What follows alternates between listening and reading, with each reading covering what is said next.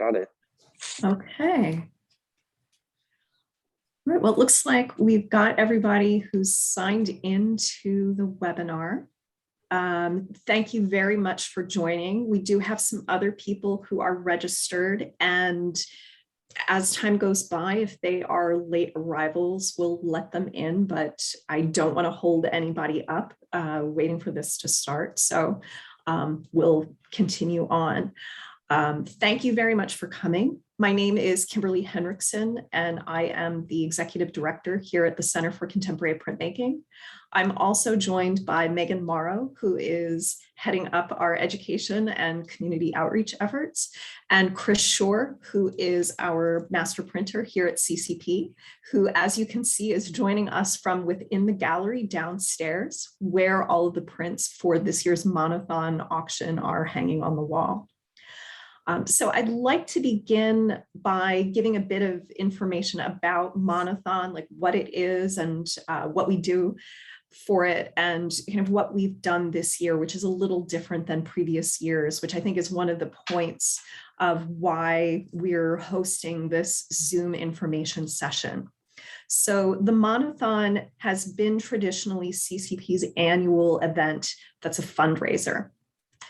And in other years, the Monothon has been a two-part program where we have a week-long marathon of monotype printmaking here in CCP studios, with artists and printers coming from all over to make up to 10 prints during 5-hour sessions where each artist is paired with another artist and a printer during that time.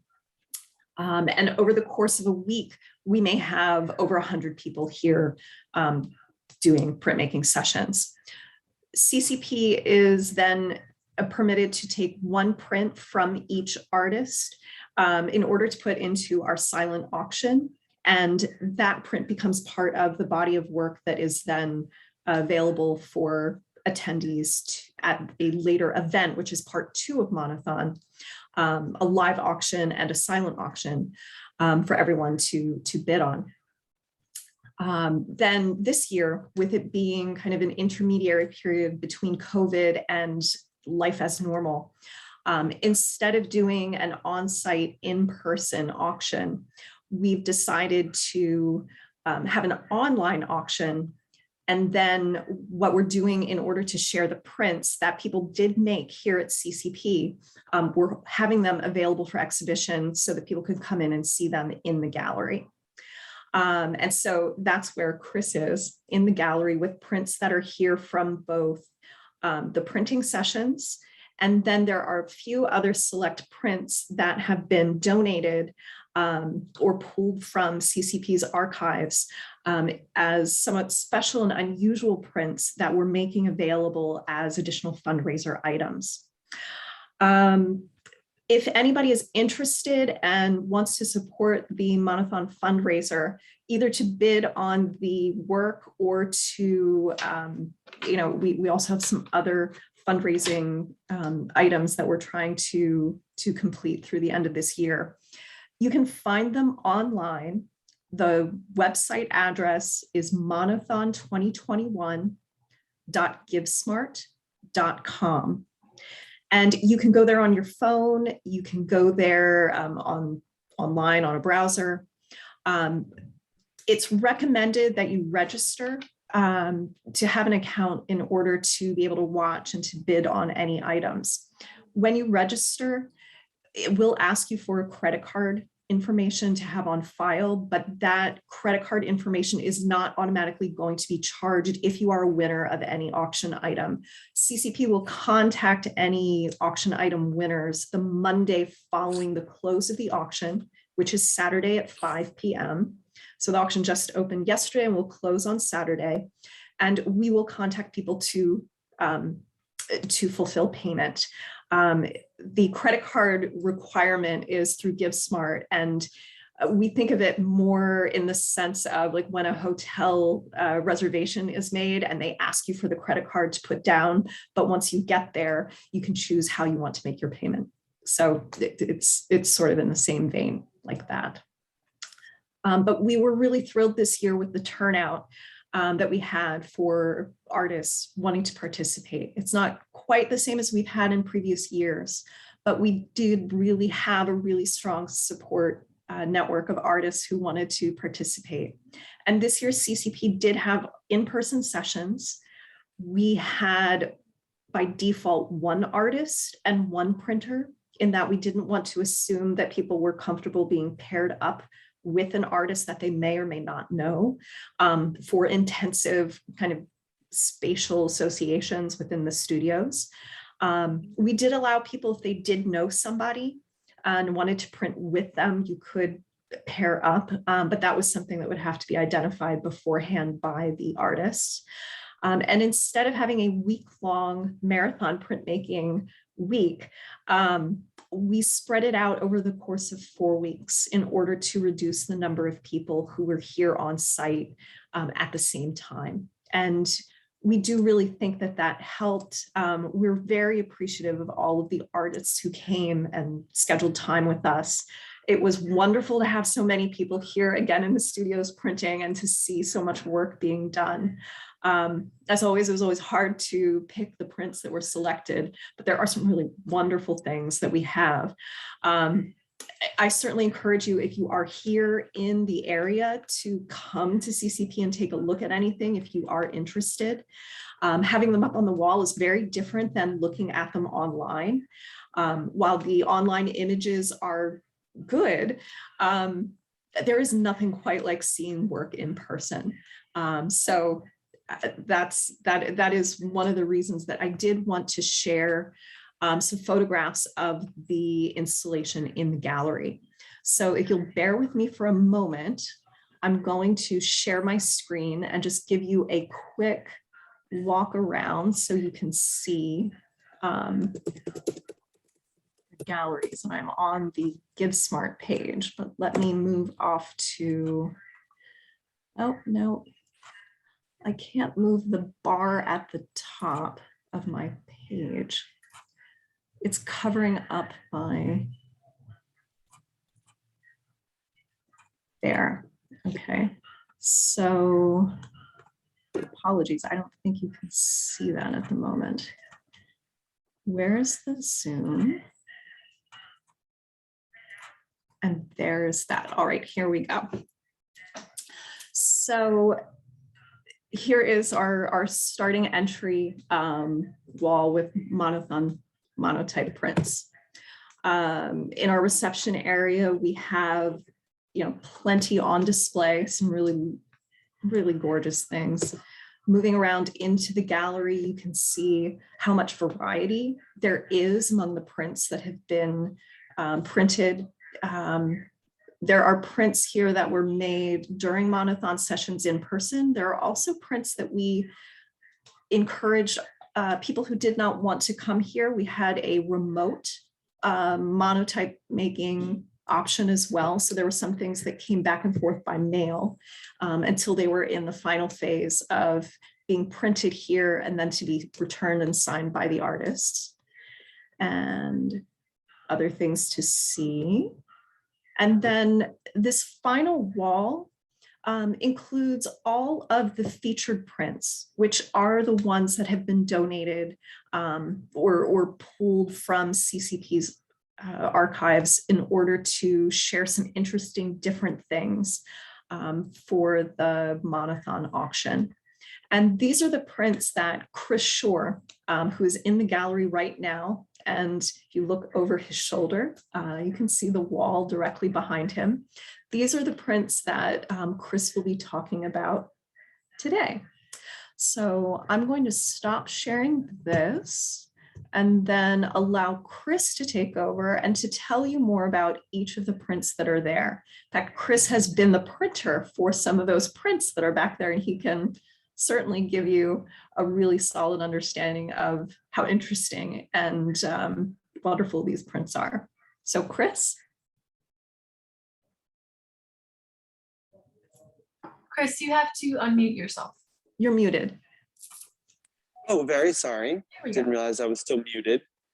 I think what I will do is get up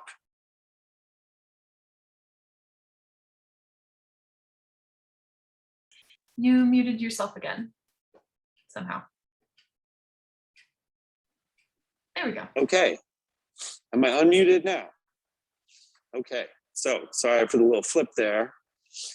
So this is the featured artist wall. We'll do a little scan. There's, I think, 7 artists. And I think the one that we will start with is the middle of the wall, the beautiful Janet Fish print, donated so generously by Stuart and Stewart. For those of you that hadn't seen her works in an exhibition here a few years ago, what's really amazing is it's a 13-color screen print.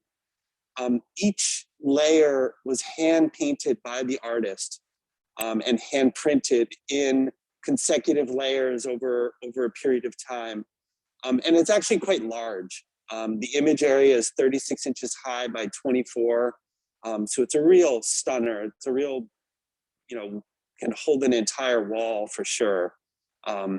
It's in her very typical style. There's some glass in it, the vase. She's so well known for the use of glass and reflections in her work.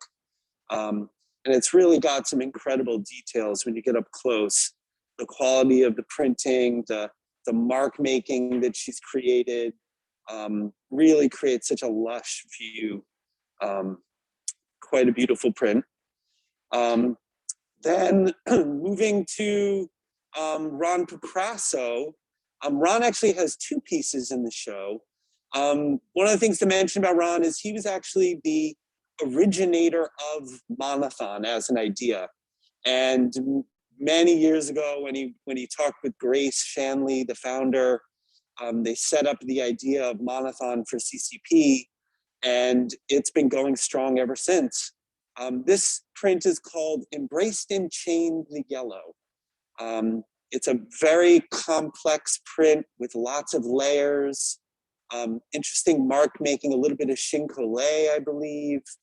And one of the things that he's done in the piece is he's created some really wonderful marks using various tools, brushes, but also this chain shape that is on both prints. Let me walk over to the other one.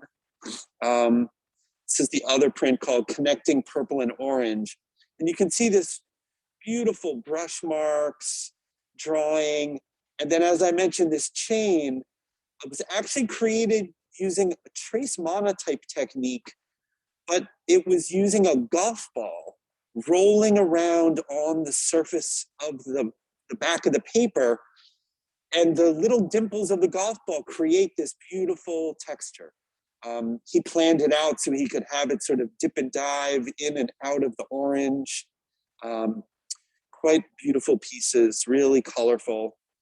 Another artist that we have this year is Deborah Dancy. This is actually a mono print. It was printed here in 2006, and it combines both some monotype mark making as well as paper lithography. So you can see there's some interesting text that's been transferred both in black ink and also in some white ink over the previous layers. Sort of a combination of some imagery that Deborah was working with, sort of looking into her history, the history of America. It's called In the Morning Light, and it sort of talks about what it was like in the early days for people of color that were brought here as slaves. And so some of the writing and the imagery relates to her looking into the history of her community. Another print that was also pulled from the archive is Will McCarthy. Sorry about the glare on some of these. It's called River Flow, beautiful monotype painted directly onto plexiglass. This was printed a few years ago. Uses his typical technique of glazing. I believe this one was underglazed. You can sort of see on the edge, he would, in a very traditional way, create a ground of color and then overprint the monotype information over it to create this great sense of tone and quality of light. These sort of, he likes to think of this sort of magical landscapes. Now, panning back across, we have another landscape by a New York artist named Lisa Breslow. This print is titled Central Park Nocturne. This is number 3. I believe she did, I think she did about 5 or 6 in this series. She is mostly known as a painter. Landscapes, does a lot of New York City scenes, buildings, and the park is a particularly special place for her, Central Park. And this is sort of based on her memories of walking through the park in the evening. Created on plexiglass, the ink was rolled and painted directly on the plate. And because of her being a painter, she liked to work in just one time through the press. So she developed a technique with me where she was able to have all this information go down on the plate in one kind of productive moment and then transfer it to the paper, so that she could have everything there and didn't have to sort of leave stuff out and do any sort of layer. We're hoping to have her come back some point in the future. This was actually printed in the fall of 2018. The next piece is by Sandro Figueroa, who goes by the name of Sen2. He's actually mostly known as a graffiti artist, but we were lucky enough to have him come to the center earlier this year and try his hand at monotype. And he's added a little bit of hand flourishes to this. There's a little bit of spray paint on the left side. He's used some paint pens and things to make a couple of extra marks. It was actually really great for him to try his hand at something a little bit out of his comfort zone. And he was really excited by it and is hoping to come back and make some more. Then the last artist in the featured section is Dasha Shishkin, who came and did a residency here earlier this year. And while we were working on some etching plates with her, she created a whole suite of watercolor monotypes. This one's called Sage. She named most of the prints that she's been doing lately after things from her garden. So this is a beautifully colorful piece, all done with water-soluble crayons and some brushwork. Her other piece is over here. This one is called Dill, and it's really wonderful the way she created this sort of grid shape, grid pattern in the background. Really sort of fun and whimsical images. Oftentimes her work has things that seem sort of normal, but then as in a closer glance, you realize there's some very unusual things happening. Children smoking cigarettes and stuff like that. So they're quite beautiful rendered pieces, beautifully drawn. She's really a drafts person. Drawing is really what drives her work. So that is our featured wall. And I figured while I'm here in the gallery, I may as well take a little stroll around and show some of the other work as it's installed. I don't know if anyone has in the chat, if there's any need for me to stop at any pieces. I can talk about it in more detail. This Adrian Teo piece was actually done with our remote monothon, where people did watercolor monotypes from home. You have these beautiful pieces. The one on the bottom is by Nina Jordan. That was actually not printed here, but it was donated for the monothon. We have a few more pieces over here. I would be remiss not to point out my own piece on the upper left there, Sky Horse. Here's a few more. We have a Tom Stavovi on the right, Nancy Lazar on the bottom left. Her piece is actually quite nice with her use of solvent to create these beautiful flower shapes. Some nice landscapes. The one in the bottom right here was actually created by Elizabeth Higgins in our figure in the monotype session that we do, where we get a live model in our studios and people come in and work on the monotype directly from the figure. So moving around, we've got Dawn and Catherine. As I said, I'll just sort of pan around and you can really see the variety. Some abstract, some landscapes. It's worth noting that this piece by Betty Ball includes the home of the former home of the founder of the center, Grace Shanley.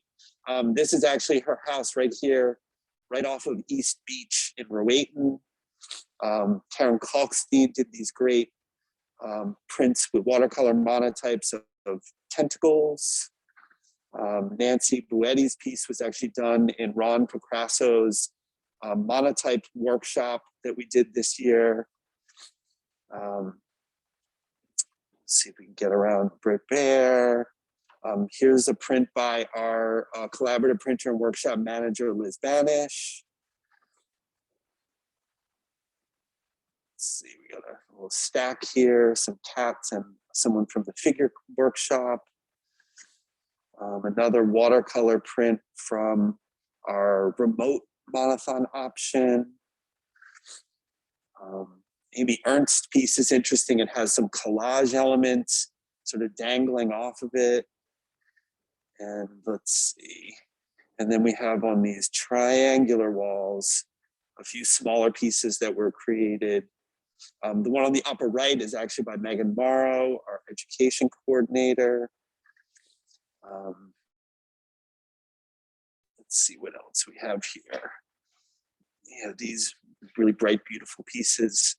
And just to remind everyone, yes, you can bid on these on the GiveSmart app. Most of the ones in this silent auction, not the featured ones, all start at a very reasonable price point of $175. And the bidding goes up in increments from there. And then backing out of the main gallery, we're back in the entryway where we've got our title wall. Terrible shadows, but across from the desk, we've got Claudia and Liz. Sorry, it's a bit glary. And all of these were printed here during the printing sessions. Here's Mitchell's piece with some beautiful raking light on it. And let's see what else we've got. And then we've got a few more going down here. Another Elizabeth Higgins, Tom Savovi. Gollies was printed as from the figure. We have to take a brief moment to look at, this was the first time this artist had done printing. This is actually by our own Kim Henrikson.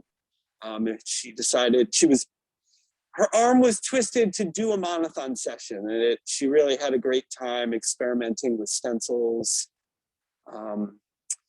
Kays DeWall, who's one of our oldest active members, I believe he's 97, still making work. I think he's been in every monothon we've ever done. Mary Louise, Diane Scher, paper litho and printing from some fabric in there. And then we have a few more over here. You can see there's very different scales. We got one hiding here. This was one of the ones that came remotely through the mail. So it was one of the last ones that came in by Kristen Steuben Beasley. And then the last batch is here. We've got two beautiful Francie Ashforth, a Nomi Silverman, and a Susan Leggett. Susan's was actually printed with actual leaves as stencils. Nomi's is a combination of a traditional litho with some monotype. And as I said, the quality of the blue ink on Francie's are quite beautiful as well. So that's the general view of all of the pieces in the Monothon. So I'll go back in the gallery, and if there are any questions, feel free to pop them in the chat, and I could address anything in particular if there were any questions.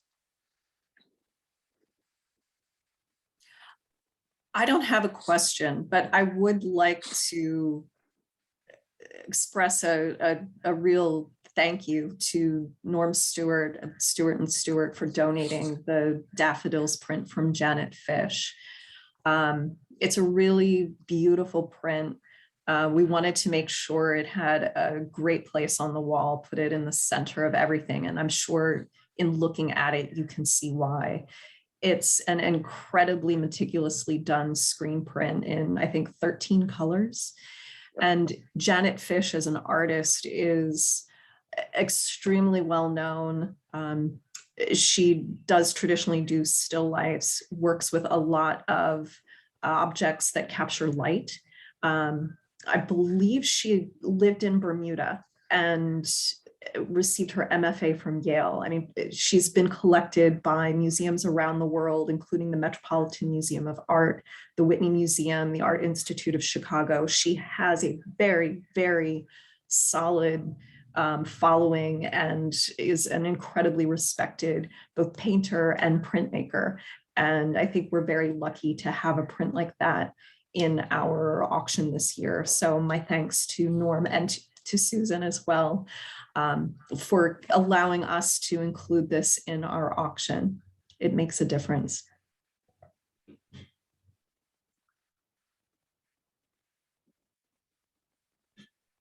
Are there any other questions about any of the other prints or about our fundraiser?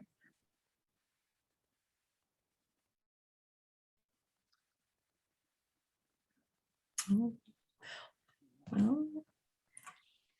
And I know we've had some bidding already started. yeah. Bidding ends at 5 o'clock on Saturday. There's also on the GiveSmart app, there's a feature that allows you to watch items, and you can get text notifications if you're outbid. You can see how many bids are done on each individual piece and what the next bid is. Additionally, the app also allows you to do an auto bid feature where you can give the app a top price that you're willing to pay, and it will automatically increase your bid as it's going, so that you don't have to be watching it constantly. And you'll only get outbid if someone bids a slightly higher than what your top bid is. Most of the prints are $25 or $50 increments. But also, So- if you are registered and are receiving the text messages from GiveSmart for this auction, keep in mind by signing up for those text message reminders, they're only going to be associated with this specific auction. You will not be getting text messaged by GiveSmart for everything under the sun afterwards.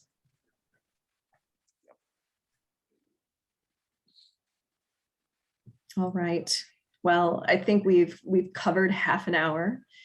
And if there are any questions, people here at CCP are absolutely happy to take any questions, concerns, navigation, recommendations for how to get around GiveSmart if you need it. We're happy to have people participating. And certainly if you are interested and want to help share the news out about this to your friends, to your network, we would be thrilled if you would. But it's a really big project for us to do. It's our 22nd Monothon. And we're looking forward to hopefully next year being able to do it in more of our traditional venue or way of doing things. But having this ability to do an online auction and to get interest from people all over is helpful as we are kind of splitting our time navigating COVID. So thank you for your interest. All right. Well, I think we'll wrap up. keep in touch if there is anything we can do to help. Chris, thank you very much for providing all of the visuals down in the gallery. And everybody have a wonderful day. Oh, one last thing, Ooh. Kim, didn't want to forget, is if for any reason you didn't get the piece you wanted, there will be an opportunity at the end of the auction to continue to bid on any pieces that did not get purchased during the auction. So definitely check back after the end of the auction, and some of the pieces that didn't sell during the actual auction may be available to purchase also. So anyway, happy bidding and thanks for joining us. All right, thanks. Bye, everyone.